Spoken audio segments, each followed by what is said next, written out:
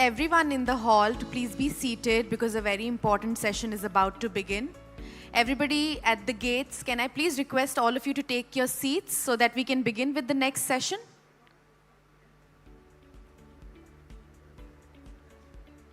Everyone standing in front of the cameras, can I please request you to please be seated so that we can begin with the next session?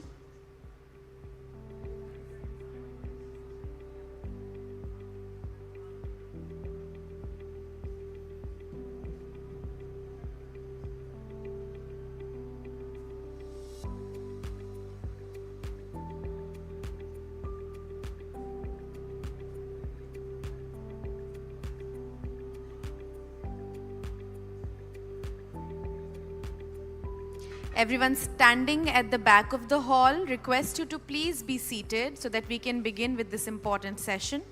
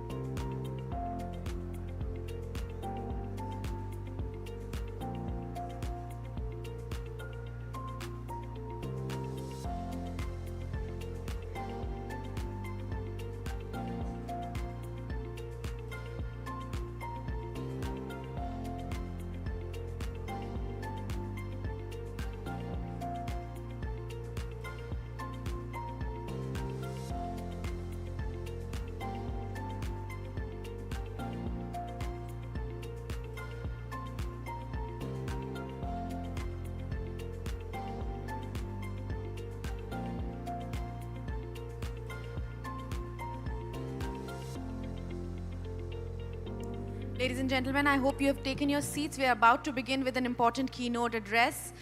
We now move to this address that examines the evolving regulatory, market and investment landscape in India and the pathways to build trust, resilience and growth in the financial ecosystem that fortifies our competitive advantage in a truncated world order. For this keynote address, please put your hands together and join me in welcoming Shri Tuhin Kanta Pandey, Chairperson, Securities and Exchange Board of India.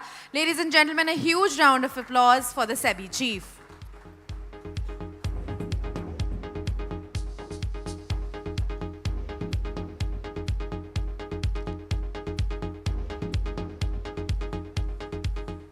I would also request Shri Vinay Tonse to join Mr. Pandey on stage.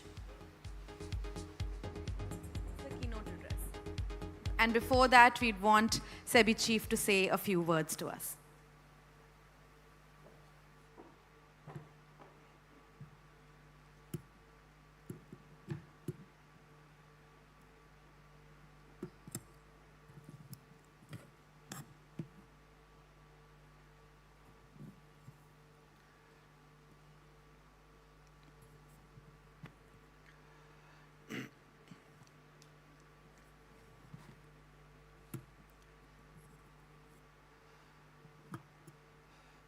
Shri Shetty, Chairman SBI, Managing Directors of SBI, esteemed leaders from the government, fellow regulators, industry leaders, colleagues from State Bank of India, ladies and gentlemen. It's a pleasure to be here at the 12th SBI Banking and Economics Conclave. The theme, India's quest for self-reliance in a fragmented world order, truly captures the spirit of our present times. We navigate a global landscape marked by geopolitical shifts, trade complexities, and rapid technological change, all of which challenge established norms. Our journey towards self-reliance will require channelizing our nation's savings into productive investments in modern infrastructure, advanced manufacturing, and energy transition, as well as strategic sectors like semiconductors, rare earth metals, and defense. Capital markets will be crucial to fund these ambitions. There is a changing paradigm of household investments. The foundation of any self-reliant economy is its own people's capital. We are witnessing a fundamental shift in how Indian households save and invest. SEBI's investor survey tells us that investors are motivated by long-term growth, building additional income, and goal-based financial strategies. The numbers speak for themselves.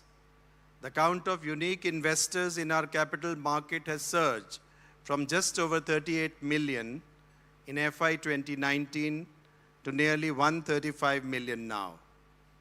The number of unique mutual fund investors has jumped from 10 million a decade ago to over 56 million now.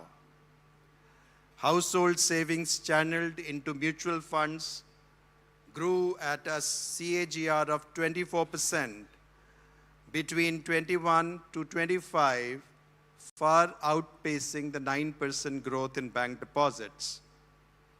This isn't just financialization, we are witnessing democratization of wealth creation. This shift has created a powerful domestic counterbalance to volatile global flows. The rise of systematic investment plans now crossing 280 billion rupees monthly provides stable capital. Individuals directly and via mutual funds now hold a record 18.8% of NSE listed firms.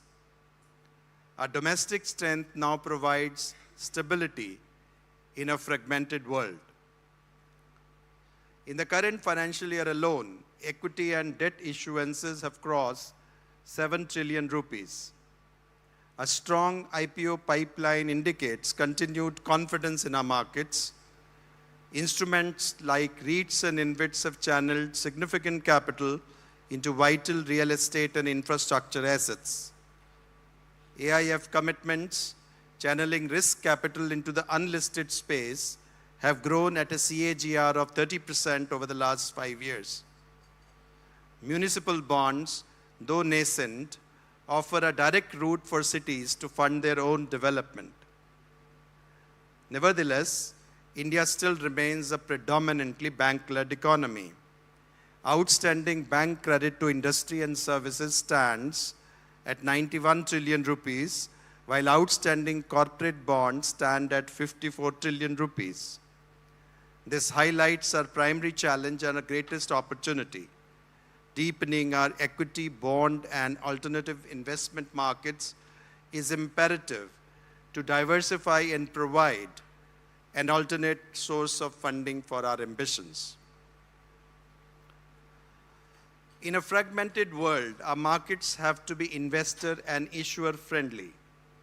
Investors will commit capital when they believe the market to be fair, transparent, well-regulated, and capable of withstanding shocks.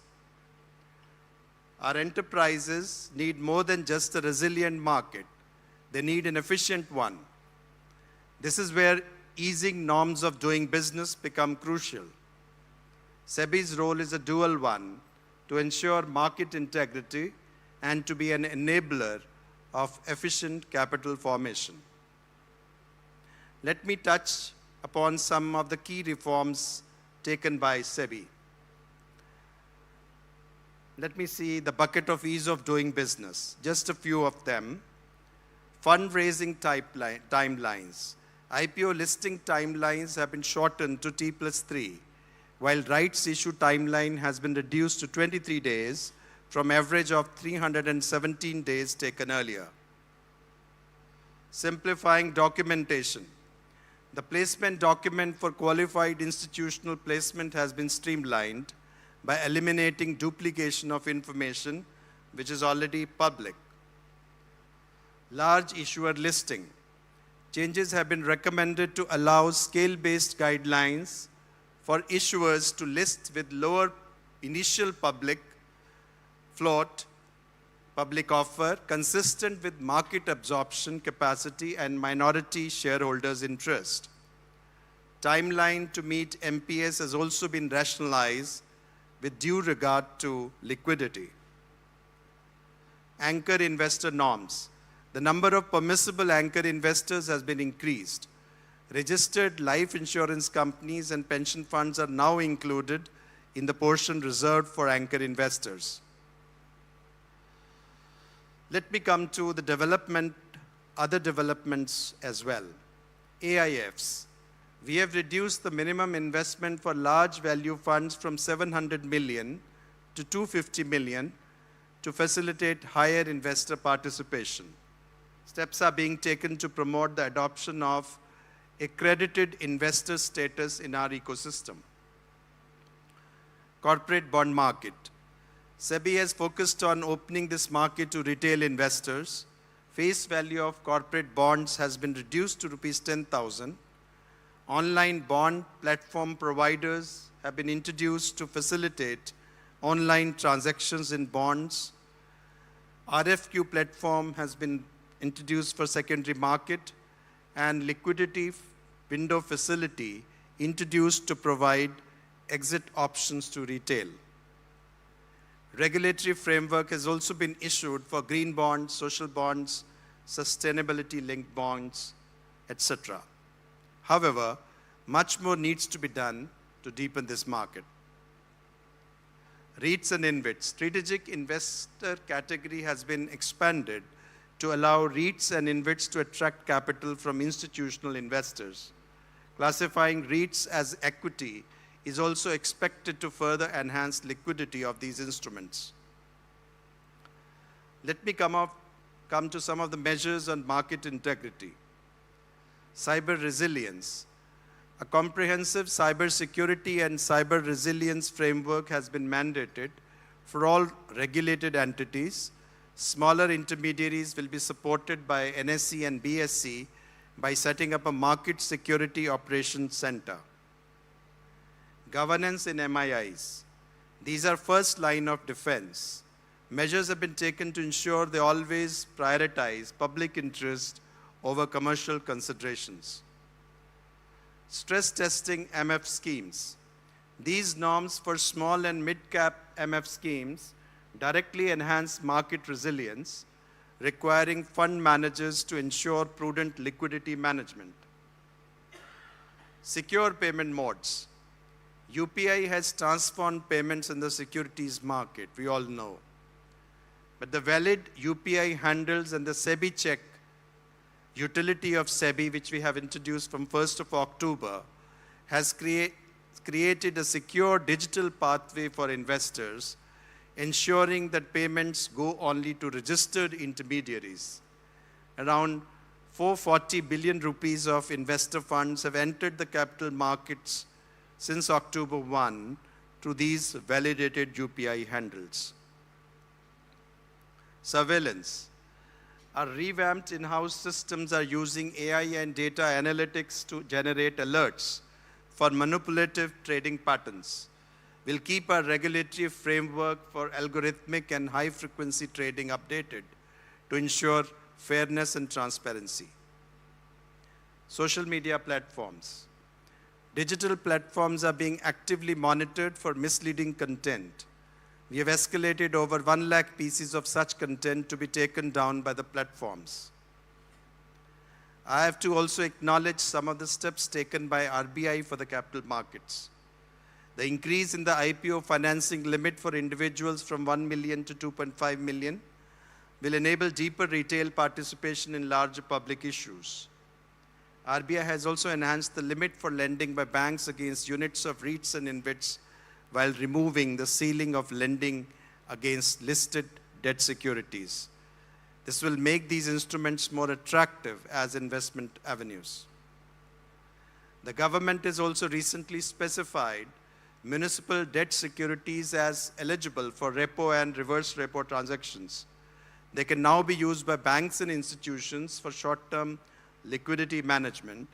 Their increased demand will empower our cities to fund their own development. So let's look at the way ahead. Looking ahead, how do we position India's capital market for the next decade of growth and self-reliance? First and foremost, education will be the key to ensuring responsible participation, especially as millions of new investors join the market. We are shifting from basic literacy to targeted education, focusing on market-specific risks and dealing with unregistered entities. The outcome of our nationwide survey is helping us understand investor behavior, and our outreach program will be tailored accordingly. For IPO-bound companies, the existing contents of the offer document summary will be further rationalized. This summary will also be made available separately to investor from the offer document to encourage informed feedback from them. The process for IPO-bound companies whose pre-IPO shares are pledged is being streamlined. The proposed framework will ensure that lock-in requirements are automatically enforced even if pledge is invoked or released, thereby preventing listing delays. Consultation papers for these proposals will be out soon. For the corporate bond market, our way forward will be to make debt instruments more attractive for retail. We have floated a proposal to allow debt issuers to offer incentives to certain investor categories to encourage retail participation and other rationalization measures. A nationwide education campaign to make investors aware about this market will be rolled out shortly in consultation with all stakeholders. RBI and SEBI are consulting on introduction of bond derivatives too. Strengthening the commodity market is a priority for SEBI. We will work with RBI towards a regulatory framework to enable prudent institutional where banks, insurance companies, and pension funds could also participate. Prudential institutional access to the commodity markets. A proposal to allow FPIs to trade in non-cash settled, non-agricultural commodity derivative contracts is currently also under examination. In closing, financing India's future in this complex global environment is a shared responsibility. SEBI is committed to being a responsive, forward-looking regulator. We value the insights of all stakeholders present here today, policymakers, fellow regulators, industry leaders. Your partnership is crucial as we navigate the path towards a $5 trillion economy and beyond. Let's work together to build a capital market ecosystem that is robust, inclusive, and truly fuels India's quest for self-reliance. Thank you. Jai Hind.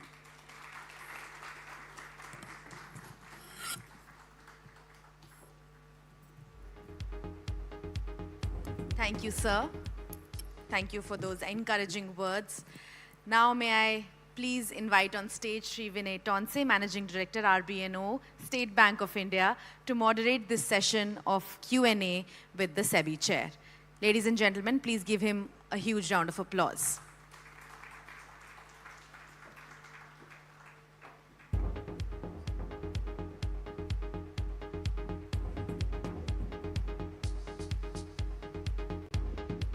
Good evening, everyone.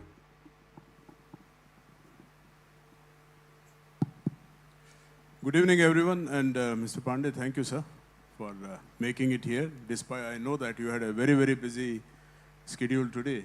Thank you very much for making it here. As we were entering this hall, you were asking me how was your experience, getting out of the bank into the mutual fund, SBI mutual fund, and again coming back. And whatever you were just alluding to in your comments, one of the things that strikes me is that when I was there, we were talking about mutual fund sahi hai. और इतना strongly वो हो रहा था कि when I came back to the bank, I was finding that all my deposits were going away into the mutual funds. And then now we have to start that कि banking भी सही है, mutual fund तो सही है तो definitely. So that was the period when we saw a lot of this shift happening towards what you were just mentioning.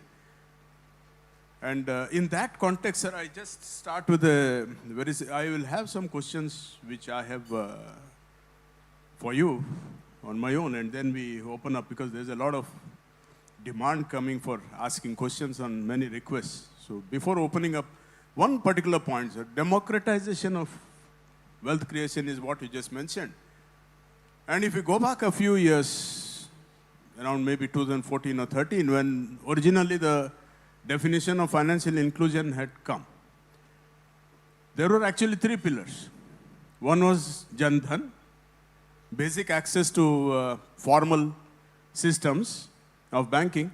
Second was Jan Bima. And the third was Jan Nivesh. The first one, PMJDY, through the PMJDY, we are aware of what sort of progress we have made. And Jan Bima also, insurance for all by 2047, I think we are strongly in that direction. Where would you place Jan Nivesh, sir? Like taking capital markets, access to capital markets is what the original definition mentioned. How far are we, or are we on that direction? You are talking about outreach, you are talking about literacy, education.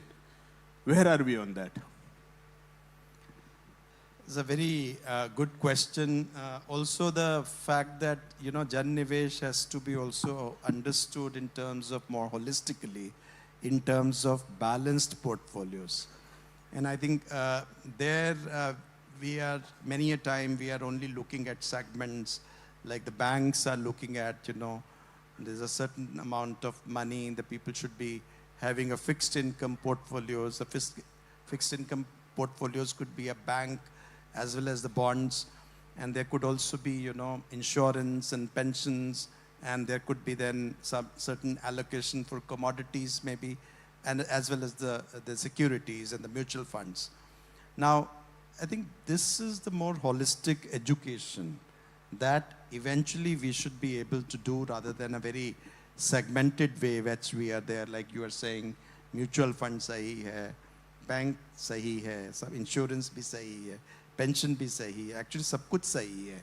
So basically, what we have to really bring in a concept of, you know, the overall asset allocations for every individual's suitable to its own, you know, life and also suitable to a certain point of time in which they are. I think we are, to some extent, a distance away from that holistic education because each one is reaching their segments. Although we have a National Center for Financial Education where all the regulators have come forward and created an organization. And under that organization's umbrella, a number of, you know, awareness programs and outreach programs are undertaken. But we need to do far more given the size and scale of our country. So one important thing in relation to the securities market, we had actually, along with our ecosystem, securities ecosystem, we commissioned a study, a very large study, a survey, of which, you know, we released it a couple of months back and it's out in the domain now, public domain. And that survey brings in a lot of points, at least on how the people are looking at investments, particularly in relation to the securities market. And we found that, you know, there's only 9.5 souls are currently invested in securities market. 63% of them are aware of the securities market, that some kind of understanding of stocks or mutual funds. 22% of the remaining out of those 9.5, if you exclude, and the rest remaining, and 22% of them, which is actually a very large number, they were intending to come to the securities market within the next 1 year. That means next 12 months, which is like a very, very huge responsibility. And 36% of the households has had some fair knowledge of the financial markets, of the securities market. So in terms of outreach, the people who were surveyed, they were really giving us a lot of clues on how would they like to be approached upon. Now, there is a lot of generational change. Elder generation will think differently. Maybe they would like programs to be more like one-to-one, personalized. But younger generation like short videos. And so we got those kind of granular details as well. In terms of language, we had only 5% was saying that they would like to be educated in English, and 47% were wanting to be educated in Hindi. Then we have 7% in Tamil, and then Bengali, and Telugu, and Marathi, and Asmi, and Odia, and Bengali, Nepali. Now, we have to now go back into the languages, getting to speak to the people in their language, and also then bringing down the correct messages. So not nearly only from the point of view of our own promotion of a product, but actually promotion of this concept of a balanced portfolio where you are mixing, it's not everything should be in equities, not everything should be in fixed income, but a mix, and having balance and having a good idea of pensions and insurance needs as well. So we should actually, regulators put together, should put kind of this campaign on a much larger scale. But yes, in terms of various other measures that we need to take on respect of securities market, we have right now SEBI versus scam. Last 2 months, 3 months, you had this campaign where every part of the ecosystem, SEBI's ecosystem, was talking about, you know, how to prevent scams and some of those scams which are there. And Within that, actually, a very important initiative like validated UPI handles and SEBI check, which is 30-second, you can check whether this account is fraudulent or not, in terms of valid or not, in terms of securities market. So therefore, there's a very important piece of work which SEBI and its ecosystem and the banks and the NPCI have done together in order to provide a systemic support or a shield against the cyber frauds. Thank you, sir. Sir, all of us, any player in the ecosystem in India, the financial ecosystem, keenly watches what the SEBI does and what the SEBI says. So, all of us are also very appreciative of the fact that so many initiatives have been taken towards ease of doing business, and how do we tap the fundamental shift which you alluded to in the behavior of savings. I'll qualify that, behavior of investing from the thrift part. I think it's very, very laudable initiative, many initiatives. Which among these initiatives do you think, personally, is the most critical, and what do we get to see in the next, say, 6 months or a year, which you would feel is extremely critical for this? So I think on fundamentals, what are the SEBI's roles? The Parliament has given us 3 roles. 1, investor protection. 2nd, market development. 3rd, market regulation. So how do we really balance? And not each one of them is not really mutually exclusive. In many cases, these are intertwined. Maybe a good market development also involves essentially investor protection and market integrity in one sense. So, but we need to be mindful that, you know, we have investors on one hand and issuers on one. We are only facilitator of capital formation. And therefore, we need to work on investor protection at certain stage. And investor protection also we have to see one size doesn't fit all, because there are different risk profiles for different types of investors, and there are different types of products which have got different risk profiles. So therefore, we cannot have one size fits all approach for in our regulations on investor protection for different risky products and different types of people who can take risk. That's one point where we need to have a balancing of regulations. The second is market development. If we do not have REITs and InvITs, then obviously a great deal of capital formation which could come in terms of infrastructure and real estate won't take place. Today, it may not be necessary for you to actually buy a real estate if you get a fraction of it, which is actually a REIT is, and then get that relatively stable flows of rental incomes to your this thing. Same thing applies to InvITs, where a lot of capital formation can take place through rolling of investment, through asset monetization, the people building assets and then forming InvITs and use those collections to build further infrastructure. It's very important for things like NHAI or other agencies which have to build large-scale infrastructure to raise money. But market development would also include several other products. In derivatives, for example, the different types of needs of hedging, and both on commodity side, on forex side, on interest side, and RBI and SEBI to that extent will have a lot of role to play going forward in continuing to provide different opportunities for hedging. Now, market development also involved, developing some other different products. For example, AIF industry. Now, AIF deals with a certain different segments of risk and investment. Now, the third pillar, which is the pillar of market integrity, that actually combines the market. That is actually the fulcrum under which the whole system works. So we have now the rights of investors. We have also the duties of investors. Similarly, we have rights of issuers and we have duties of issuers. And then we could have rights of the intermediaries who support it to bring the savers and investors together, and also the duties of those intermediaries.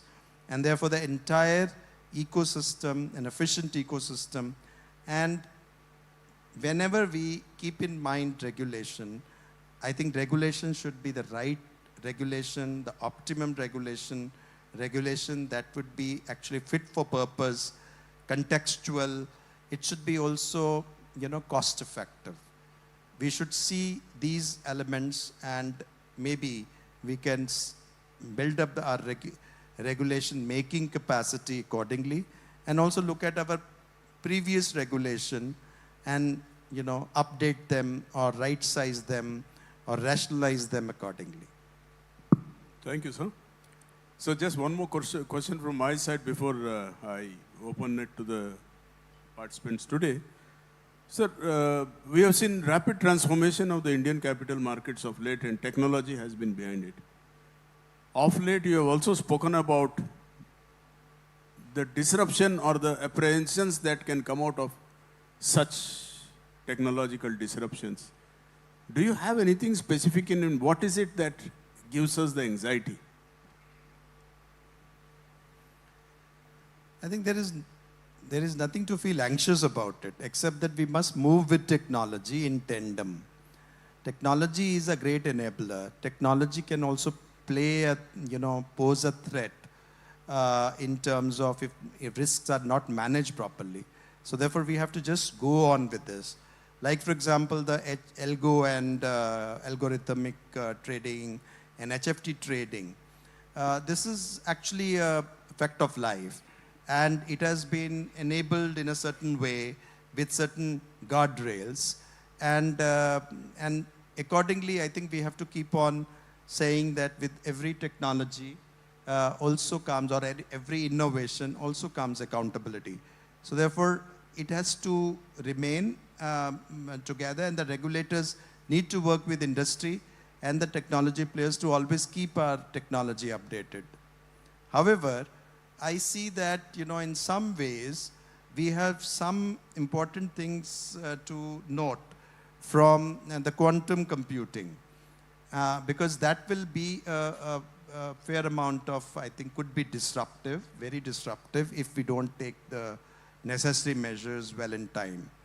And I believe that in India and in SEBI particularly, we would be emphasizing a lot on the necessary preparatory steps which need to be taken to be in readiness to do the post-quantum cryptography in a manner where our systems function smoothly. Thank you, sir. I now open up time to the audience. Yes, sir.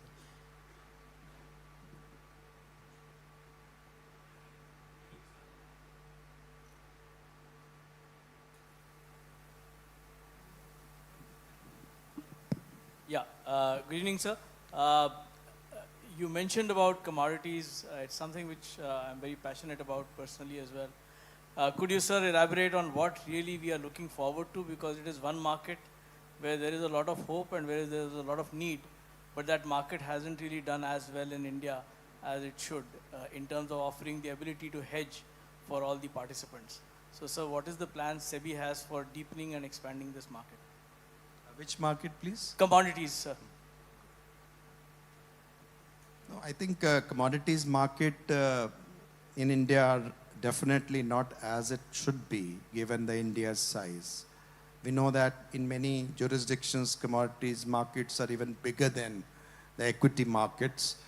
And commodity markets we have, of course, one peculiarity in terms of the division of powers between the states and the center. The cash markets, the spot markets in commodities, agriculture, and many others are with the states. And we can only do the derivatives. In many cases, we have the farmers' needs, which are not exactly derivative oriented. They would like to, when they bring the goods, when they bring their produce, they would like to be paid for immediately, which is actually a spot. And but then we will say that, okay, we'll pay you in future, and you build up a future market. Future is something which we can do. And then we have also issues regarding if you have to take a delivery, Then you have different places. There could be go-downs or warehouses in different jurisdictions, and then we have to settle the GST issues as well. So there are some critical issues which need to be settled.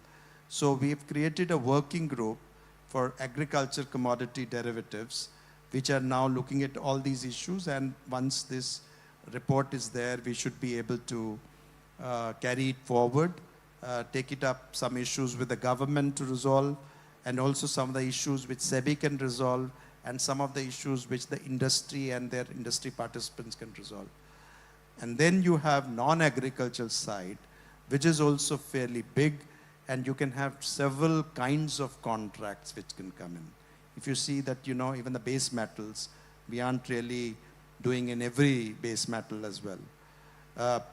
We have lots and lots of potential on industrial products which have not still in our horizon here, and which means that a lot of education is required, because industry has to come together along with the exchanges to develop those products. As such, I think SEBI would be proactively working with the commodity market participants to expand the number of products and all that. In electricity derivatives, recently we have gone into, exchanges are doing it. There are other opportunities in electricity derivatives. Could be, for example, contract for difference, CFD contracts, which could actually propel the markets to do that. There could be virtual power agreements. So electricity is one area where, again, a big potential is there for the market-based price discovery, and therefore indicating the capital formation and taking capital formation accordingly. As an extension to what Purgankar asked in terms of commodity derivatives, it is also important to work with RBI. Today, banks are not permitted to do anything to do with commodity derivatives. While we have a lot of demand from our customers, very fairly large corporates dealing with both the non-agricultural commodities which you mentioned, particularly on the metal side, coke, and many things what they import. They're looking for some derivative products. Today, banks write the largest forex derivatives, whereas we are virtually absent on the commodities side because of the regulatory restrictions. Probably when you are working on exchange-based deepening of the derivative markets, I think it is important to work on the bank side also. No, it's very well, because I think if you would have noticed, I specifically mentioned in my address that we will be taking up with RBI to encourage banks to get into the commodity derivatives with whatever guardrails, etc. But prudently, but yes, it's important that they can also get in there. And also that we have, when we look at the commodity the foreign exchange exposures, we are more, like from the SEBI point of view, we say that you should state, the listed entities should state the exposures in their balance sheets and what are the foreign exchange exposures and commodity exposures. We do have certain penalties if you have exposures which are not hedged. And so therefore a lot of people on the foreign exchange side do go and hedging, because there is a higher capital requirements. But the similar thing is not true for commodity exposures. Commodities also important because in India, sometimes we are a very large user of commodities, but we are practically only a price taker. We don't determine the price. Nothing is there. We're still talking of London or some other foreign markets for commodity pricing. So it's important because, the size of the market, the depth of the market has to come before we can do that. It's an important thing. Good evening, sir. Your speech is very impressive and interesting. Rather in morning gatekeepers meeting and as well as now bankers event. Sir, I have two questions. One, why SME is becoming... I hope I don't end up in only making speeches. We also do something. No, but it's very interesting. I have two questions. One, why SMEs are becoming NPA? Because corporates are not paying on time. They are searching many avenues for a delay for the payment, number one. And second thing, why more SMEs are not listing on the SME stock exchange? Maybe because of the fear, or maybe because of not given the proper attention. Is there any plan from the SEBI? Because I advocated to start this SME stock exchange in 2008 onwards during the SEBI, Mr. CB Bhave. So currently around say 1200 companies our companies are listed and around 180 companies gone to main board. So is there any plan by the SEBI where encouraging more, because we have a 7 crore MSMEs in India. In that at least 1 lakh SMEs can listed on the SME stock exchange to enter in capital market for alternative finance to reduce the burden from the banks. Do you have any plans particularly to encourage more SMEs using the particularly fair business practices, good governance, and of course to enhance the manufacturing activities in India to march toward a Viksit Bharat? Thank you. I think the SEBI has enabled for a long time the SME IPOs, and in fact the exchanges were enabled to do that IPOs themselves, and these need not actually come to SEBI. They don't come to the SME board IPOs. Their offer documents, etc., do not come to SEBI. It was basically intended that SEBI probably cannot process all that stuff, so that number, and they can do it better with the exchanges. But there have also been, while several successful SME IPOs have been done and many companies are doing, this is also, there have been also some egregious behavior through the SME IPOs, and not necessarily, I would say that only at the instance of SMEs themselves, but also some of the market intermediaries who are supporting the IPO, namely the merchant bankers, where, number one, what's the cost of issuance? It's very important. If you're going for 20 crore, 30 crore raising of money, what is the kind of charges you are paying for the intermediation? If it is too high, it is, I think, better that SME does not approach it. So what is the real value of market? It's very important for SMEs to organize, and certain size has to be there. I think very tiny size coming to the capital market will not be actually cost efficient.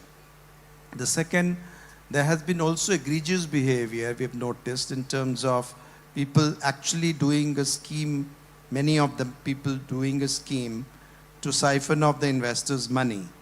Now that will actually put a very bad name to SMEs, and it will also spoil the name of several other SMEs who are very hardworking, who are doing all that stuff. But just because a few IPOs have gone wrong, and the people are having a lot of apprehensions about that SME. So it is important that market integrity is always maintained.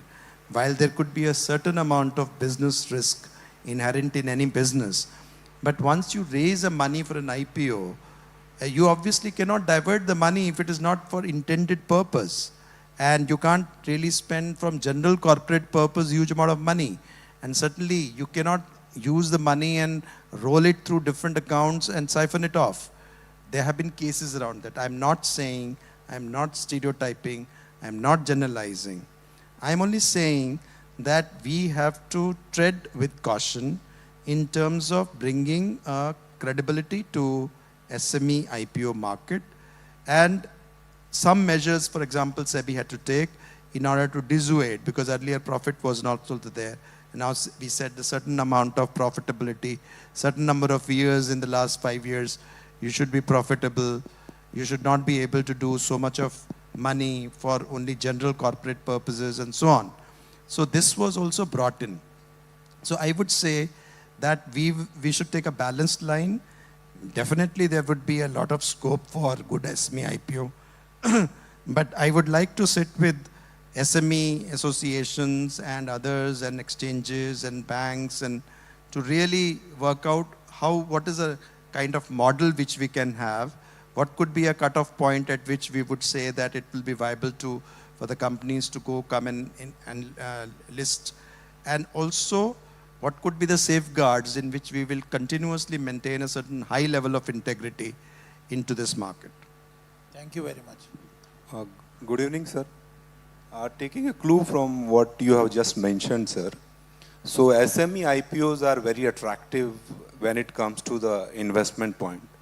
And there are several investors who are first-time investor also through IPO. So sir, whether SEBI's, in some of the cases it has been observed that within few months or within few days, the prices of those shares gone down like anything. And investors' interests are not protected, those who are first-timer or those who are new. So whether SEBI is thinking of some kind of initiatives protecting the interest of those investors, maybe some period, 3 months, 6 months, because it is all about the valuation. So there has to be something wrong with the valuation of the company. That's why the share prices crash like anything. So whether SEBI is thinking on those lines, protecting the investors' interest or not. I think this valuation, if you say we are actually into a free market, so it's very, very difficult when we say that, you know, the pricing is free, people are able to value each other. SEBI has typically concentrated on disclosures. You have as many disclosures, and therefore we would also now, if you know, we find that there is only 30, 40 pages you have to do, so maybe we are also saying that we will have the highlights also being offered. That's what we are working, and we'll have I referred to that. We'll have a concentration paper, an additional document which is very, very small, where the investors can easily look at it. But भेड़ चाल नहीं चल सकती, क्योंकि आपको as an investor मेहनत करनी पड़ेगी, आपको कुछ पढ़ना पड़ेगा, कुछ देखना पड़ेगा. और दूसरा, हमको जो हमारे जो अनसॉलिसिटेड टिप्स आती हैं, जो कि उसको पंप कर देते हैं और लोग उसके बहाव में बह जाते हैं, तो दिस इज़ वेयर हमने 1 लाख ऐसे कंटेंट को निकाला है जिसमें कि लोग स्टॉक टिप्स दे रहे हैं, किसी के बारे में बात कर रहे हैं, और उसमें उनका क्या इंटरेस्ट हो सकता है.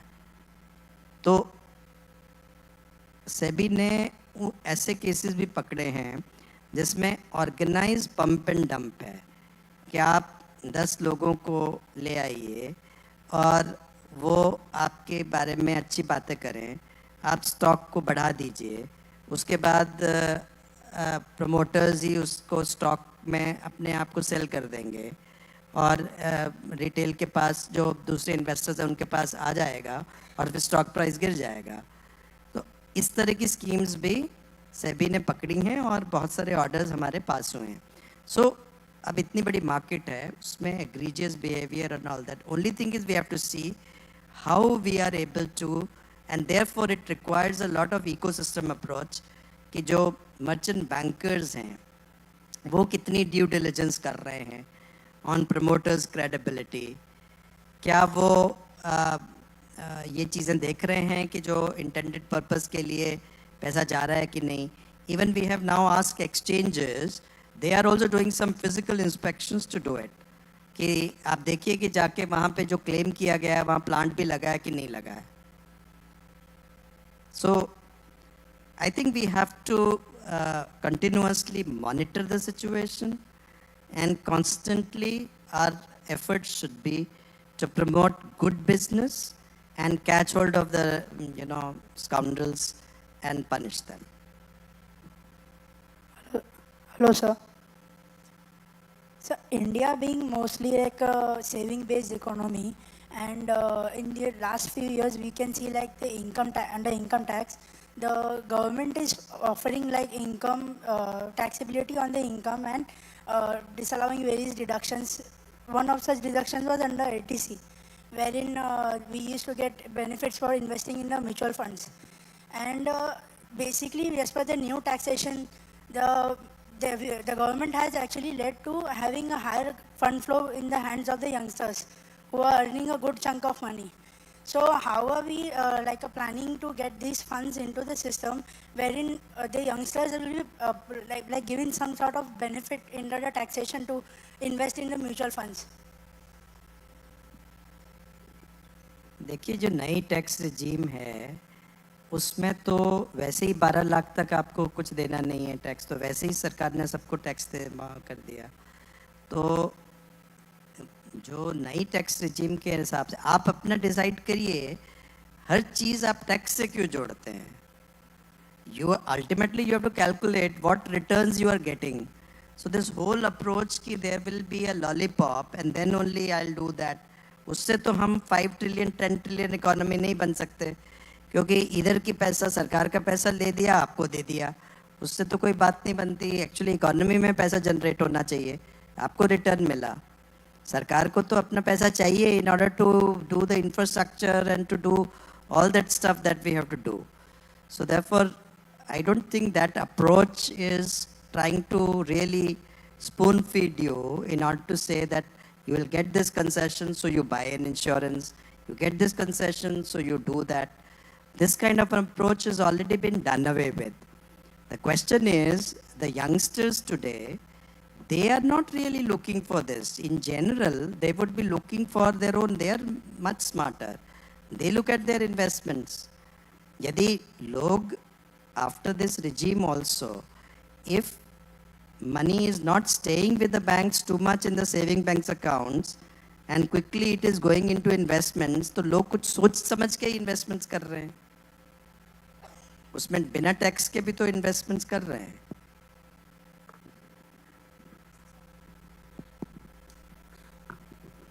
Hi, We will have question. one last question from the audience, please. Hi, sir. Am I audible? Yes, yes. Okay. Firstly, thank you, sir. In the sense, SEBI has done a commendable job, in getting out reforms and changes for developing the REIT market in India. The way you actually mentioned from a household perspective, it's important that you have a diversified portfolio for savings and investments. I think it's also imperative that a product like a REIT, which is still nascent today, also has a diversified source of borrowings. As most of us in the room are aware, REITs are actually pushed into a corner that they can borrow only from the bond market today. They are not permitted to borrow from banks. If you look, if you step back and look REIT as a product, it's far more safer, it's far more stable than any other, listed real estate company. And if you actually permit banks to lend to REITs, it will be a win-win for both the parties. And in summary, it's the end investor who's actually going to gain, because having a large, issuer base like REIT being dependent only on the bond market is also not a good idea. So my only request would be to, whenever you're actually raising this with the other regulators, this is one topic which you should also consider. Thank you. I think our governor is very wise, and he is taking all the steps necessary to relook at the constraints which are binding the banks. Thank you, audience, for all these questions. Sir, but before we close this, I have one question. Last week we had a consultative paper on the corporate debt market, securities, and we have been hearing for a very long time, almost now 15 to 18 years, if I recall, about how do we deepen the corporate bond market. And many times, we seem to be going somewhere, then again a few steps back. But this consultative paper I thought was quite good because it is looking at both sides. One is the retail side, one is the demand side, and one is the supply side. So how are we incentivizing the retail to get into this, which would be a good move considering the shifting of, or rather the financialization happening. And then on the other hand, also reducing the compliances. So do we also have any thoughts on getting the lower rated issuers into this, because that's been a long-standing demand. Any thoughts on that, sir? I think you guys can actually advise us better, and I'll definitely put you in one of the committees to see how the corporate bond market can be really kicked up. So we know that there are some issues.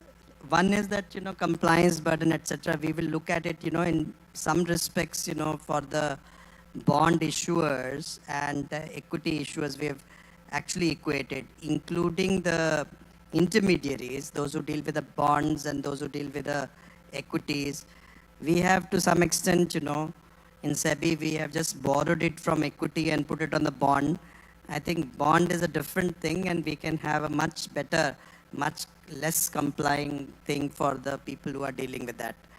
But actually, bond market in India is still, a lot of OTC market. It is like telephone market, because it's a big institution, and some of you are there in this room. Some of them are connected through VCs.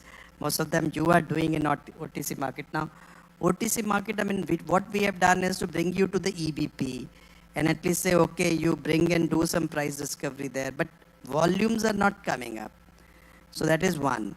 Secondly, since there is the SEBI is saying that you please take the ratings and please come to all kinds of bonds. So SEBI is not as a regulator. We aren't saying that you only go AAA rated or AA rated. Why aren't those bonds coming? Why aren't those bonds, being subscribed to, being demanded? One of the reasons is that, the people who are there, in at least in terms of equity, you have, 130 million investors, and, equity culture is much, much more advanced. But knowledge about bonds is still very less among general public. And also, we haven't really done much work on educating them about it, on bonds. Because typically, it has remained a OTC market between institutional market, between big players. And unless and until secondary trading comes in, and one of the reasons we said that bond derivatives can do is to encourage it. But there would be a lot of secondary trading which needs to take place, where the people can say that we are not holding to maturity, but we can get out early and, anytime we want to get in, and any type of thing, the whole yield curve. So we have to really keep working on this to improve the secondary trading in the market, so that people have liquidity and the people know that if I'm holding a bond, I don't have to struggle to find out a buyer. To some extent, this OBP, which is again an initiative which SEBI took after the market was already happening. Since the market was happening, people were really doing it, and therefore we brought in a regulation and to give it a more credibility and more to orderly development, where through OBP, at least the people, the 10,000 rupees money, they can go and find a bond in the OBP platform. And then for having the NDS OT market to get the individuals to buy a GSEC, our effort has been, because instead of every individual going separately to the, RBI direct, it can also move through the brokers to that, the market, so that, you are able to maintain a common portfolio. And I think with the RBI's efforts, at least that part, what we call phase one, we wanted to be on exchanges, but right now it could be, the GSEC being traded through the brokers to the platform, RBI's direct platform. So we have to create more and more depth in the market in terms of both the kind of categories of bonds which are trading, and also the number of players and different kinds of players who are going and placing their investment demands on the bond market. Thank you very much, sir. And again, my thanks on behalf of the chairman and all of us at State Bank of India for your very insightful keynote address, as well as your very patient and elaborate responses. So, ladies and gentlemen, that was Mr. Tuhin Kanta Pandey, who had to keep aside a few of his other meetings to be here with us in person. Thank you very much, sir. Gratitude. Say, Mr. Pandey, thank you so much for that enlightening session. Now, may I please request Chairman Sir to come on the stage and present SEBI Chair with a green certificate. The applause should not stop. Ladies and gentlemen, please put your hands together for the SEBI Chairman.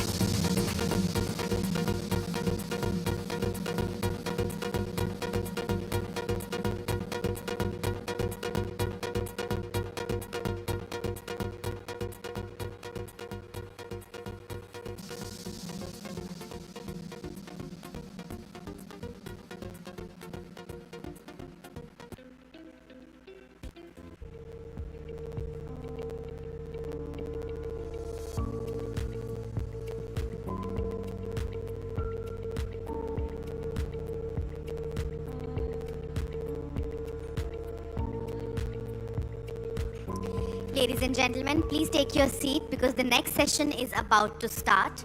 May I please request everyone in the front, please take your seats because we are about to begin with the next session.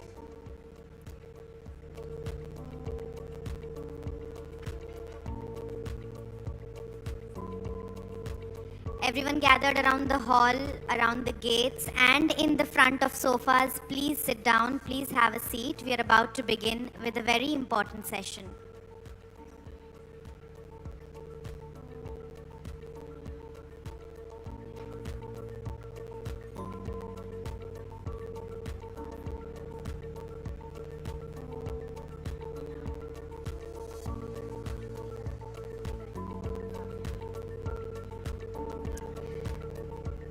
Requesting our media friends also to please sit down. Don't stand in front of the gate. In the front also, may I please request, gentlemen, please take a seat so that we can begin with the next session.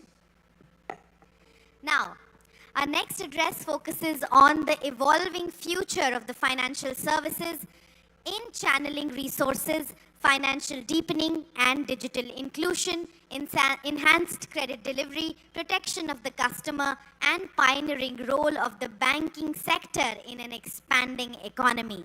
For this special address, I would now like you to put your hands together for Shri M. Nagaraju, Secretary, Department of Financial Services, who's joining us virtually from New Delhi. Please, a huge round of applause, ladies and gentlemen, for DFS Secretary M. Nagaraju. Over to you, sir. Thank you. Good evening, ladies and gentlemen. Mr. Sethi, Chairman SBI, and the MDs of SBI, Mr. Ashwini, Mr. Ram, and Thonse, and all the board members of the Mr. Ram, and all the board members of SBI, and all distinguished participants. I think it is really an understatement to say that I'm delighted. I was actually very happy to be with all of you today evening, but for my unavoidable engagements here, one with the Parliamentary Committee, the other with the Chief Justice for a selection meeting, I could not join all of you. But I hope since afternoon we are having good time with the FM being there, I think now SEBI chairperson has addressed. Let me, I think, begin talking about the vision of Viksit Bharat 2047, what it is like, how actually financial sector could contribute to the goals of Viksit Bharat 2047. The Honorable Prime Minister has mentioned repeatedly in his public communications. You know, to reach the broader goals of Viksit Bharat, to reach $30 trillion and between 20,000 to 22,000 per capita USD in 47. You know, we have actually some statistics we have. We actually calculated how much is the outstanding credit to be delivered for the non-financial sector to meet the target. Now that is that comes to almost about 40 trillion. So about 40 trillion of outstanding non-financial credit would be required in 2047 to reach the Viksit Bharat goal. And what does that key mean is that the outstanding credit, actually credit has to grow an average of 13.3% annually to reach in 2040. And then the GDP, and the GDP is there 30 trillion.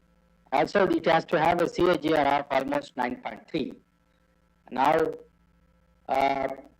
that is a challenge for the entire country as such, not just for financial sector, but entire Now, the other thing, which is now, all right, we are assuming that we reach 30, we reach trade to GDP ratio 39 trillion. Then to provide that amount, how much actually banks will require capital? The banks cannot actually do on their own. See, the incremental growth, that may not be actually adequate to meet the goals or aspirations of the country or the government or many of us. We need to assume 1.5 of the CRAR. It is about a little more than $4,000 billion. That is the amount of money required to support 30 trillion the GDP and almost 40 trillion of outstanding credit in the country. Now, if you assume little more, little higher than the regulatory requirement, if you assume 14%, we will be requiring more than 5,000 billion USD to support that vision. Now, I think all of you know that the deposits and borrowings accordingly have to grow. And these are the, now what are the basic things which we need to, how do we achieve this vision? When we look at it, of course, we have been talking about it at the time 2047. Some of our banks will be the large banks, very big banks, and we also hope, we aspire that at least a few of them will be top 10 of the world. Then, not only that, that was the vision also demands and requires that we have to consider certain other things, like new bank licenses we require, because imagine the providing 39 trillion at 2047. Imagine the number of bank branches we require, institutions we require. While that by the time, I don't know how many of will be there 2047, but most of the credit uptake should be happening through digitally, and large amounts should be happening. But even then, we will be requiring new banks that actually meet the needs of different segments, different industries and populations. Then how do we get this new banks? I think, of course, all of us know we have 2-3 ways of having banks. One is, of course, the NBFCs are there. We have many large number of NBFCs are currently available. Some of them could always be thought of. The other is small finance banks is there. That is also possible. Some of them actually possibly graduate into the universal banks. The third thing is, of course, is the digital. In fact, we have not started, but if you look at some of the applications that is currently happening in the large banks, like SBI, full suite of services are provided through digital means. While it could be independently, it could be there a digital bank, but most of the banks are going to provide the digital services. So this is also one way of looking at it. Now, what are the other things which is required to achieve Viksit Bharat goals? I think all of us talk about this, the higher credit provision to agriculture, MSME, and these are the two things which will require to provide. To that, I actually add third point. Priority.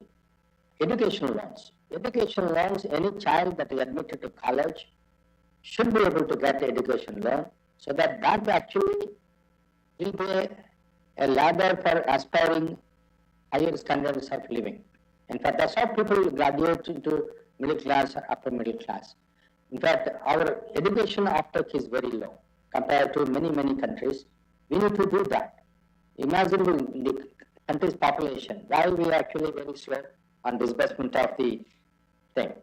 Now, let me take in this, since I have now introduced the goals of 2047, Viksit Bharat, and what financial sector need to do, let me actually begin by congratulating the SBI for reaching today 100 lakh business. I think it's a great achievement.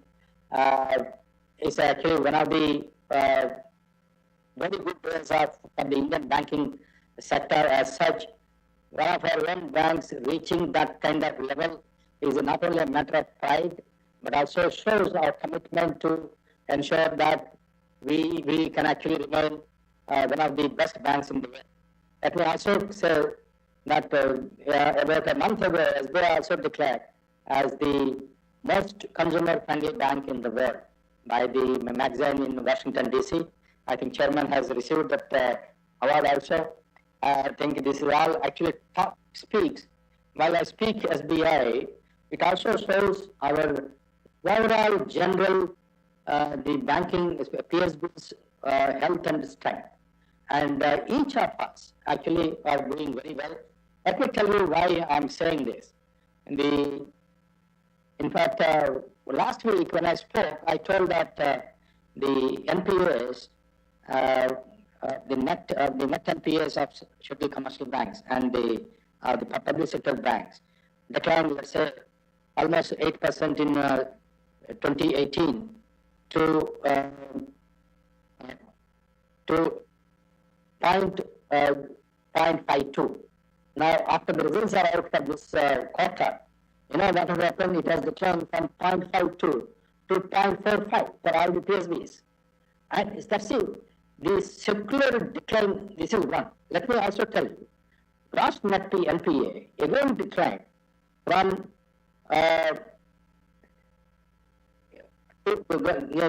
this also declined to 2.20 now, compared to 2.58 in the March 2025. Again, same thing. Now, if you come to the net profit, you know, this net profit for the quarter ending last quarter together with SBI declared, I think is, of course, you have the line share, 93,675 crores. Huge. That is increased by 9.5% compared to the previous quarter. Now, quarter by quarter, all the PSB bank actually doing very well. That shows that the quality of leadership we have and the kind of board, the effective role the boards are playing in being professional, and also the kind of systems we have, both assurance and credit analysis systems we have put in place to ensure that our financial institutions are actually performing well. So, huge congratulations to everyone. Now, coming to we are just talking about certain things about the IBC. I think all of you know, the IBC, even before when the IBC has resolved large number of bad assets, even before going to the IBC, we also resolved, the banks have resolved almost 13.78 lakh crore as on December 24, even before going to the admission to corporate insolvency resolution process. That, while that speaks for the IBC, indirectly the success of the IBC, but it also actually speaks about the willingness of the banking community to resolve the disputes with the debtors. That we are willing to take risk, we are willing to take the decisions and resolve and recover as quickly as possible, as much as possible from the debtors. This kind of decisiveness in the PSBs is actually a rare sight. I think that's why we are actually, all the PSBs are doing so well. Now, I have financial inclusion. One of the goals, I think, is for the 2047 exit Bharat is financial inclusion. Now we are touching about PM Jandan accounts, about 56 crore accounts, and during the last campaign we launched on the financial inclusion, I think we have little more than 1 crore accounts have been re-verified, and that became active now. But still, there is a long way to go for full financial inclusion. Now, we still have anywhere between around 300 million people who are actually not fully into financial inclusion. Our goal is to bring them, formalize their interaction, formalize their relationship with the financial products and suites, so that they are able to access all the available benefits with the financial. The other thing is the financial sector. The other thing which I actually always think about in recent times we have been thinking about is the pension fund. You know, pension, large number of people in the country still are without any formal risk coverage. Pension. Now, most advanced, even middle income countries are having a very good, robust system of pension. Out of even the government, in any case, government provides pension for the government servants. But the non-government servants, we didn't have much. While the PM Jeevan Jyoti, PM Suraksha Yojana provides, and also Atal Pension Yojana covers large number of people, but in a limited manner. But we need to ensure the pension as an important stakeholder for Viksit Bharat. That has to be avoided. There are two reasons. They should be having their own dignity, self-esteem, that they actually earn their income and they are able to meet their own needs at the old age. That's one. And the second point is the savings from the pension are used for the productive development of the country. Now, when we keep on saying that the adequate capital is not available in the country, but pension is the one sector which can actually mobilize, accumulate, and then these funds can be utilized through financial system for undertaking the development activities. Now, the insurance is again the other the elephant in the room. Insurance also, we are still lagging behind, and insurance sector also has to play again a very important role into the financial system for Viksit Bharat 2047 goals. People should have the insurance in any case, but then the savings from the savings from the policy holders through insurance instruments should be utilized again for the development of the country. Now, if I are able to do it, I think of course we'll be having we'll be reaching the goals of Viksit Bharat. Now, one thing I think all of us are very proud in the last few years. There is a lot of reforms undertaken in the public sector banks in terms of how the boards were professionalized. That's one. The non-official directors, mostly professionals, were selected, and then complete autonomy to the boards, and the way the officers in the journal of consideration for appointment as EDs were actually sent for long-term training, which to prepare them to take higher responsibilities. And then large number of officers nowadays are actually provided skilling with the different banks together. And then now we introduce, I think we all of you know, we also introduce PLI for the bank staff. I think that will act as a motivator for better performance. And then the priority all the entire banking community is giving on the resolution of public grievances. I think if you notice it, I think the last 2-3 months, I have heard anecdotal stories from large number of people. Initially, 1.5 years ago when I joined, I had always heard the complaints of people that I went to a bank branch, I was not treated properly, ill-treated, misbehaved, all kinds of things. But in the last 2-3 months, I have heard excellent positive anecdotal stories from random people I meet in my journeys or casually. When they come to know that I'm the secretary, the first thing they say is, we are now having pleasant experience with the bank branches. Yes, there are all the apples, some here and there, but overall, the perception that the public sector banks do not care for the customers, that impression is slowly going away. I think we need to work on that further to ensure that public sector banks can match any private sector. In fact, we can actually provide better services to every customer, and we treat every customer with respect and dignity. That should motivate us. Ultimately, the banks, I keep on saying, banks are service providers. We are providing a service. Not only that, we are also taking the money of the people and keeping with us and managing that money. So unless we do that, unless we treat them, they will not be keeping our their money, hard-earned money in the banks. Therefore, public grievances redressal, their resolution to the satisfaction of the customers should be one of the topmost priorities if you want to become a well-class bank. I'm sure we all want, I think everyone is aware, the SBI has been always occupied a place of pride in the minds and hearts of a large number of Indians for a number of years, and it continues to be the pride for India, both people who are inside and outside also. And we wish that I think SBI will do well. And also I would like to thank for inviting me for this SBI, the 12th SBI Banking and Economic Conclave.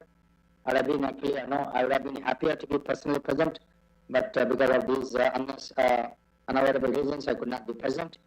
And I thank you once again, all of you, for giving me a very patient hearing. Thank you very much.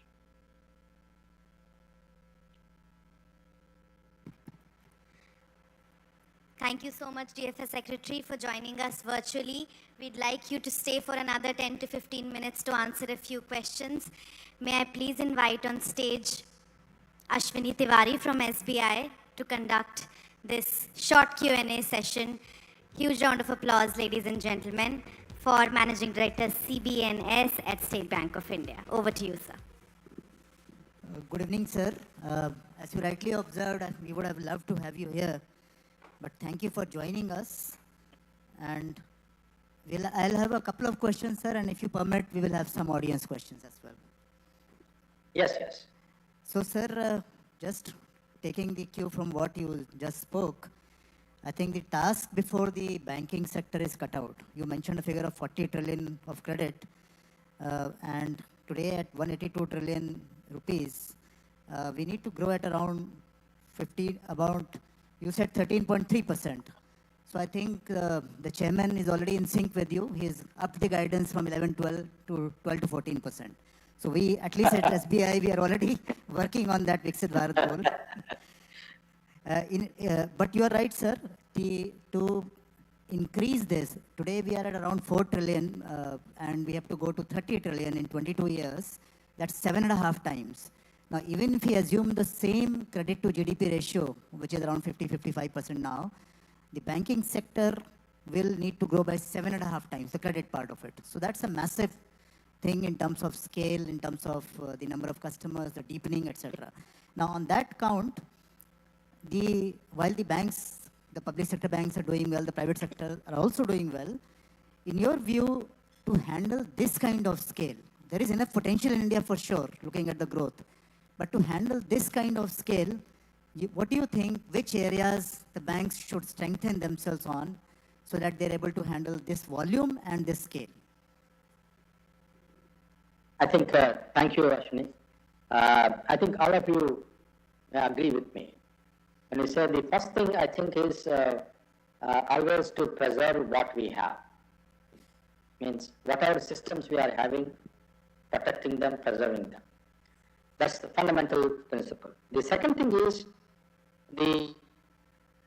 while we can be very dynamic, we can be very creative, we can be very transformative, but ultimately the assurance functions and the risk systems have to be in place.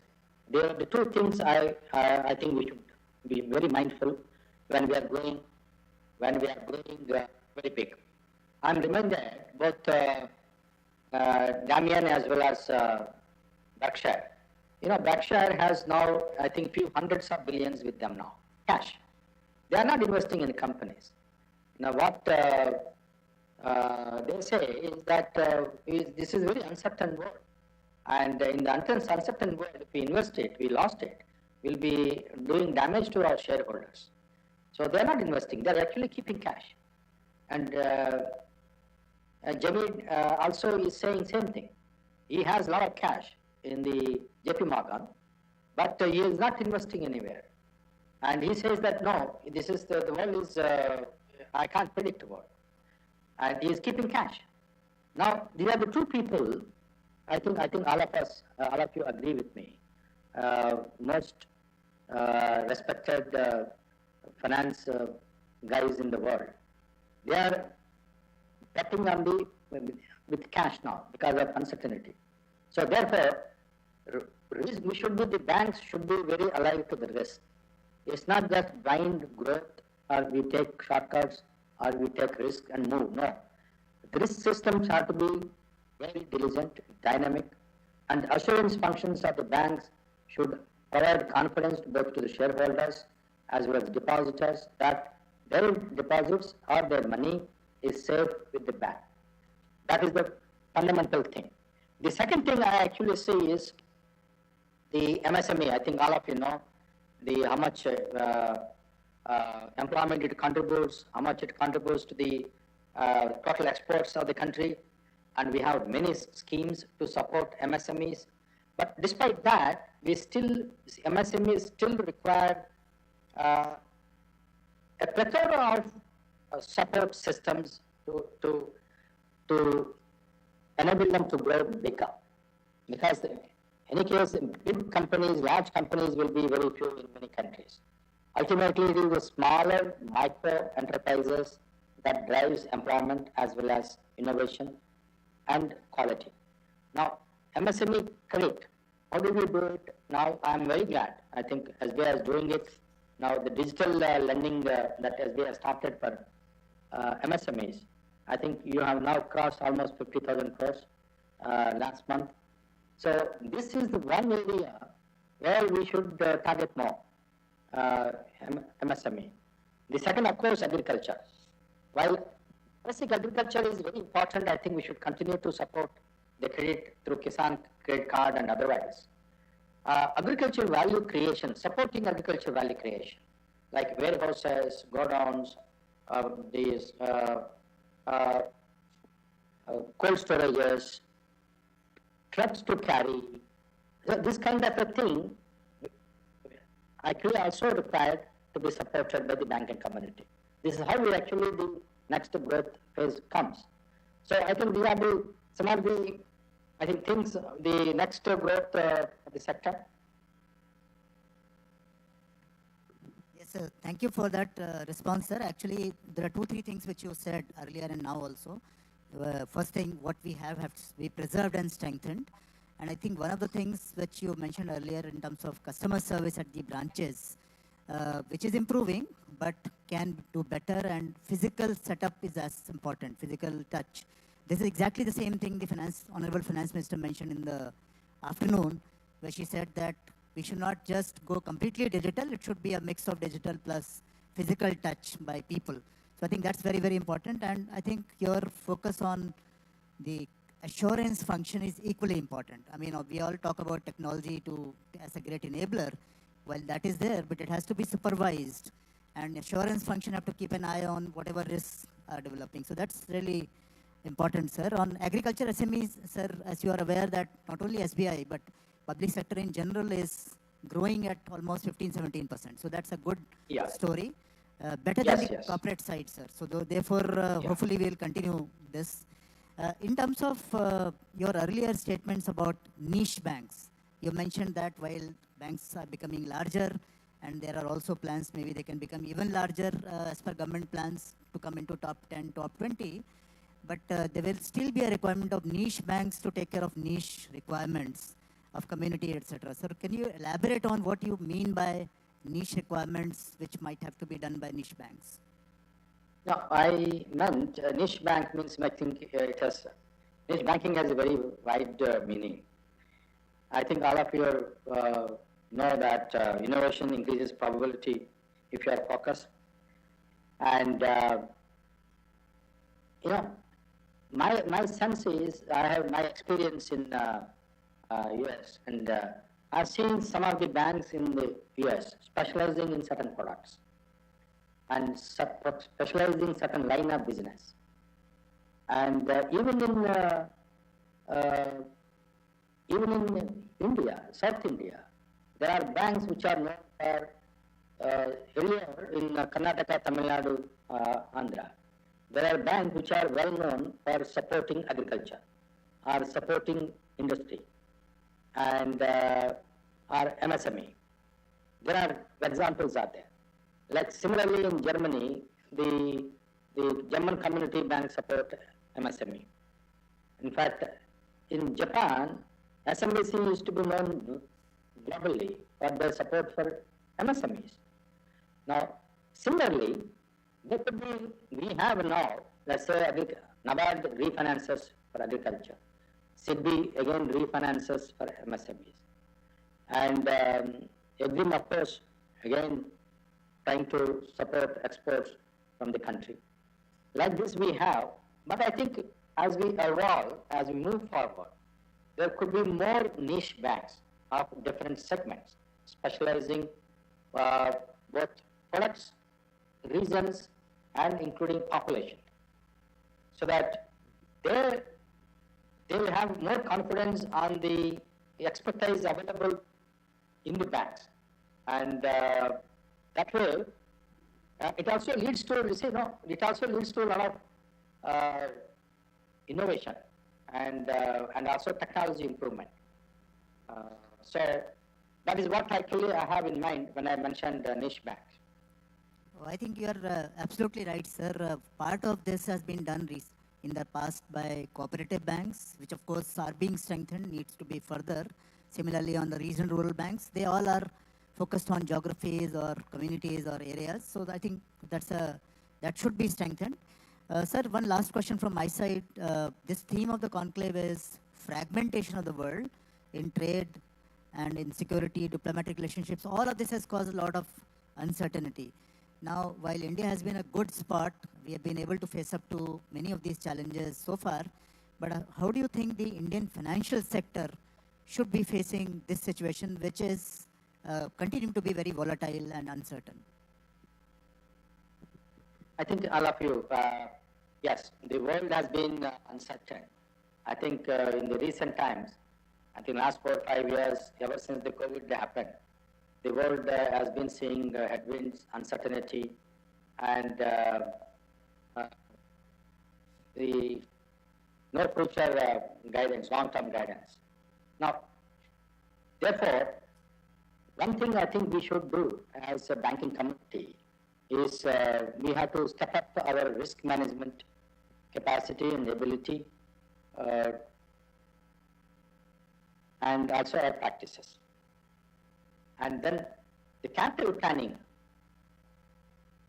should actually account for this, the uncertainty.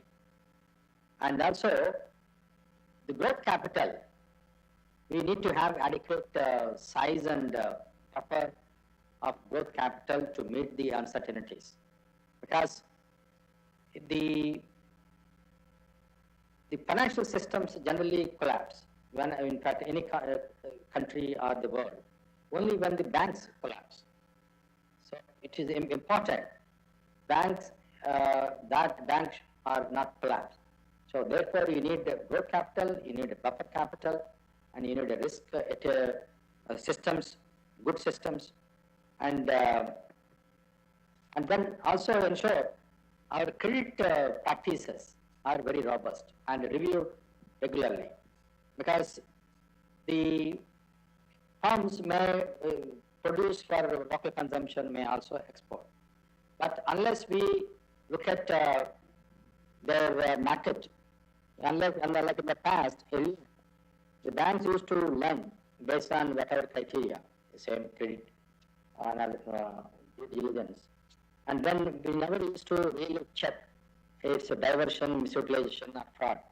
But nowadays we have our own systems which will alert the banks about the diversion of funds or misutilization or content. Similarly, I think because of given the uncertainty, we need to develop technology.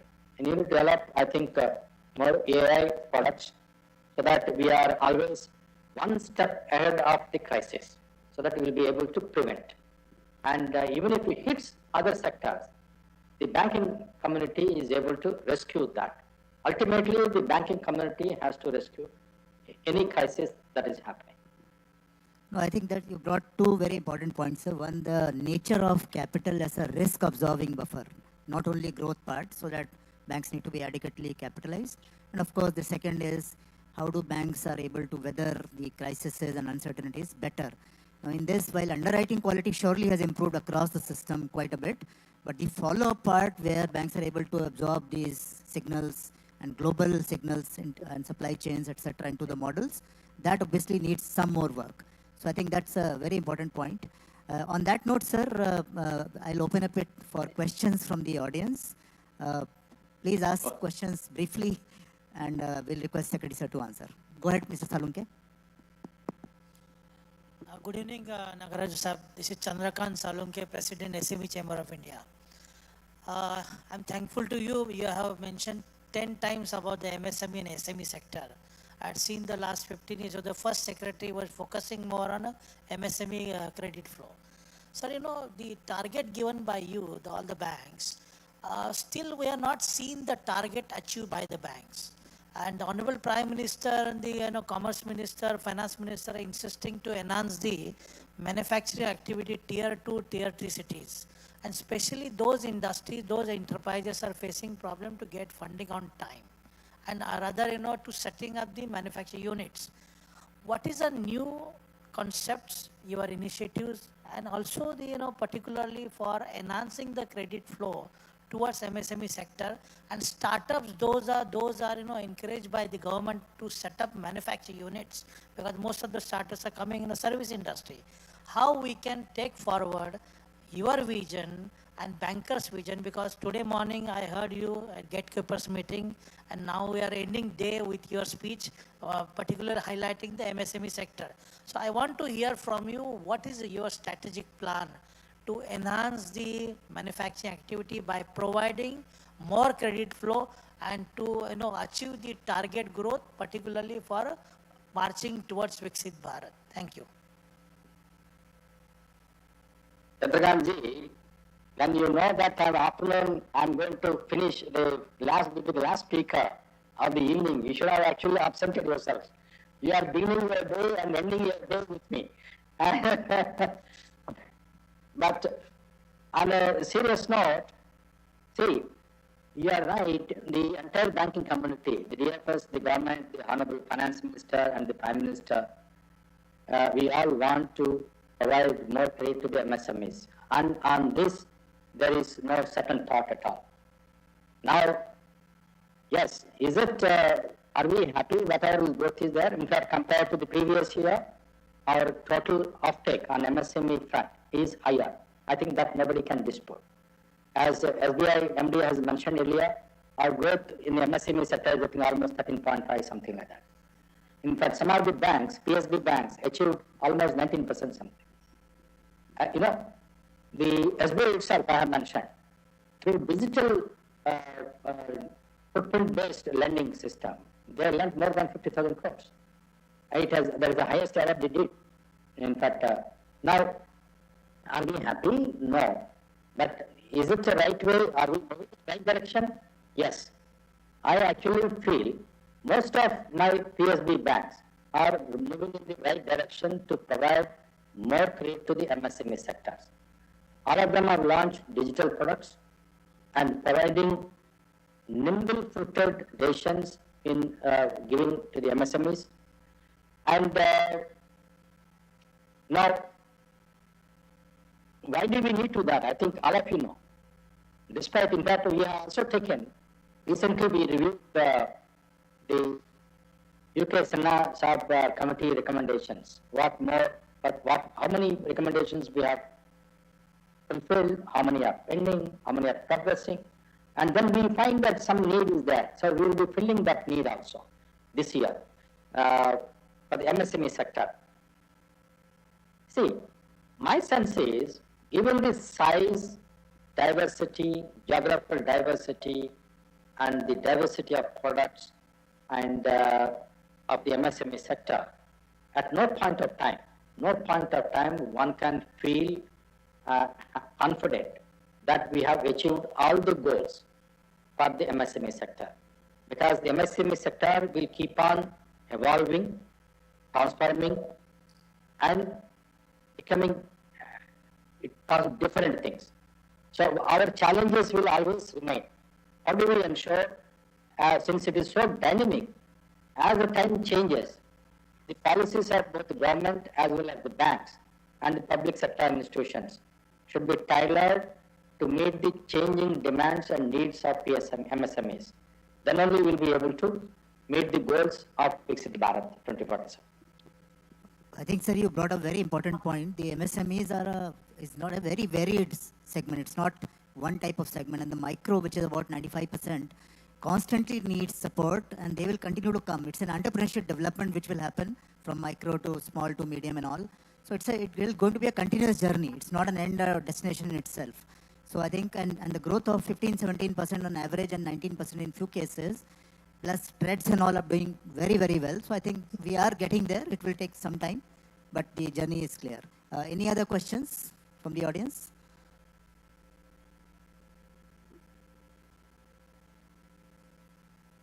Sir, I have one more question, sir, by the time the audience makes up its mind. This is prior to your session, SEBI chair was addressing us and taking questions. And one of the questions which came up was that while equity has shown very good growth, there are risks to that as well, because equity alone cannot be an asset class. And therefore, for a household, how do they balance between equity, debt, pension? Like you mentioned, you stressed upon pension and increasing the pension. It is not only the Atal pension level, but beyond that as well. Similarly, on the other mutual fund side. So how do we balance on all of these? And he mentioned some forum which is there for various regulators and the government, which should be doing more awareness campaigns. Sir, your thoughts on this subject to have a balanced financial development for people, individuals? I think all of us require a balanced risk prevention strategies for the rainy day. Especially of course, I believe middle class, especially the financial sector community, are since they are experts, will be balancing, must have taken steps for that. The segment of population which has no savings, that is one, of course, they think there is no savings, then there is no balancing of assets also for them, or risk also. Only people like you and me, who are middle class, upper middle class, or lower middle class, who have assets for the superannuation or old age, I think we need to balance that. We have, of course, for the interregulatory coordination, we have two forums. I think many of you know. One is FSDC, Financial Sector Development Council. That's all the regulators plus these two secretaries. We are all members. And then we started the pension fund regulatory coordination. That also, because you know, it was my surprise. In fact, it's completely shocked to know that there are different systems of pension systems in the country for the government employees and the private sector, different, and they are administered through different set of rules, regulations, and authorities. Now, at least we tried to identify the problem now. We are trying to bring in some uniformity of regulations and uniformity so that transparency into the working and the investment, so that the subscribers or the participants will have a handle on their finances. Now, which is, I think the debt equity, I know to get into this thing. Now, all kinds of instruments are available for balancing the risk. Ultimately, the goal should be what is the minimum amount you require per month. I think that's a standard common sense after you hang your books. And other than that, how much risk you are going to take, and then based on that, I think we have to keep our assets into different classes, both equity and debt, and then other newer and innovative instruments are now coming to the market. I think they are not a bad idea to take a look at also, but not so much, but a little, so that your exposure is exposure to risk is limited, and the returns are actually sustainable. I think sir, that's a really important point, because in India, financial planning seems to be meaning only wealth planning. Below that, the entire segment of a lot of people who may not have a lot of surplus, but still need a lot of good advice. I think that is one big area. So while we are trying to address that in a limited manner, but I think it will need an industry-wide approach and effort in education and offering the products. So if any other questions are there from the audience, happy to take. There are a lot of people sitting behind the cameras. I can't see. If anybody has, please raise your hands. So I think, sir, people are really... They must be waiting for it, then SBI data. So you may be past the... No, sir, we are not forcing anybody, and it's been a long day. There are continuous sessions.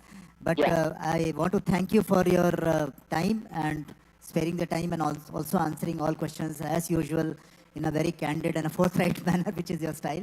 So thank you for that, sir. It's always a pleasure listening to you and learning from you.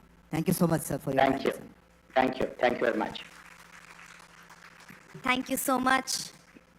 Thank you. Thanks a lot, DFS Secretary. A huge round of applause for the DFS Secretary once again, ladies and gentlemen. It was a wonderful, as also insightful to listen to the thoughts that will go a long way in shaping our future. Now, to formally conclude day one's proceedings that benefited us all through fleeting footprints of time, I invite Srimati Saloni Narayan, Deputy Managing Director Finance at State Bank of India, for the vote of thanks. Huge round of applause for Saloni Narayan.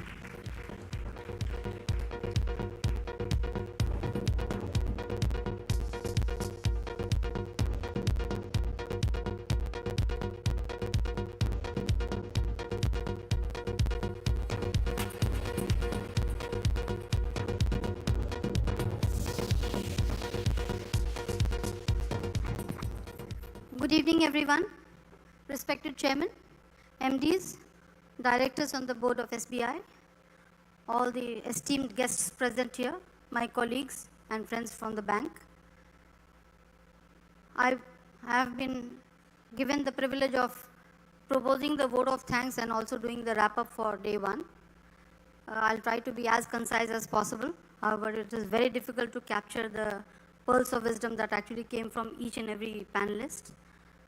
So this brings us to the end of day one proceedings, and it is my pleasure to recap today's proceedings. It was an engaging day with Honorable Finance Minister and Minister of Corporate Affairs, Srimati Sitaraman, taking the time out for the 12th edition of SBI Conclave and sharing pearls of wisdom with us. The diverse panelists in CEO panel shared their concerns and solutions on how to achieve self-reliance. SEBI Chairman touched upon the role of capital markets for achieving self-reliance. Let me share a few takeaways of today's discussions, starting with the inaugural address of Honorable Minister of Finance, Srimati Sitaraman. Self-reliance along 5 dimensions. Can you put out the slide, please? Economic, social, technological, strategic, and environmental. Self-reliance not protectionist but includes active cooperation, continuous reforms and adaptation, homegrown solutions that work for India and the world, crucial role of banks in economic self-reliance through financial inclusion. She urged the banks not to lose the human touch in service delivery and suggested language efficiency-based performance rating in banks. Coming to the next CEO panel, which is a very high-profile panel.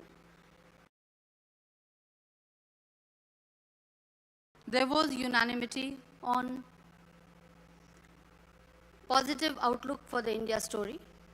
The key concerns include supply chain vulnerability, cyber security, market concentration, navigating uncharted waters through strategic partnerships, technology solutions in production facility, digital solutions in supply chain, continuous process policy reforms and learnings. These were some of the suggestions made by the CEO panel.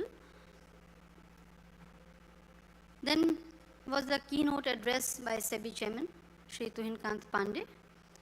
The crucial role of capital markets in self-reliance.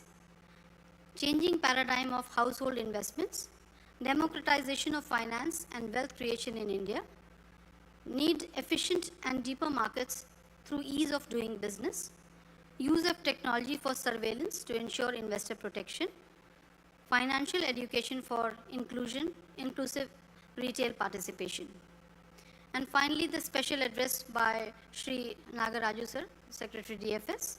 He elaborated on the building blocks of the vision of Viksit Bharat 2047, stressed the need for nominal growth in double digits for achieving Viksit Bharat 2047.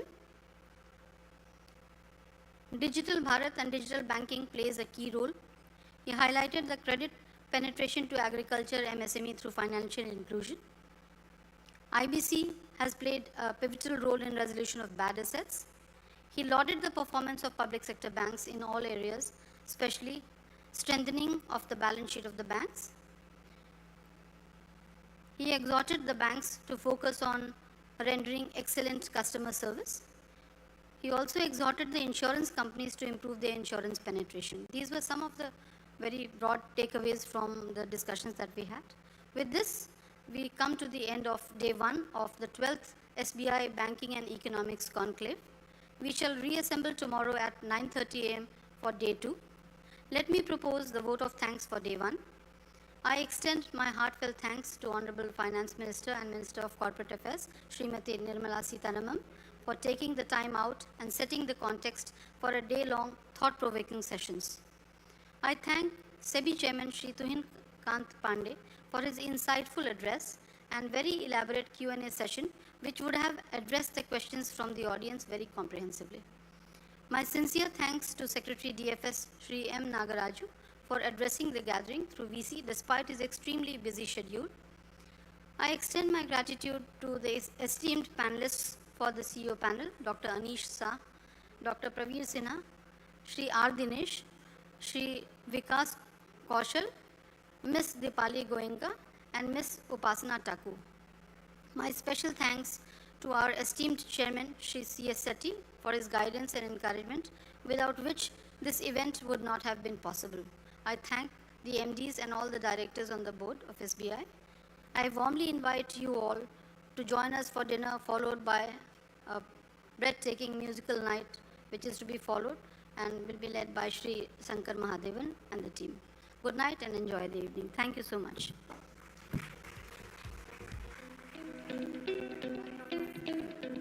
Thank you so much. I would now invite everybody to join us for dinner outside.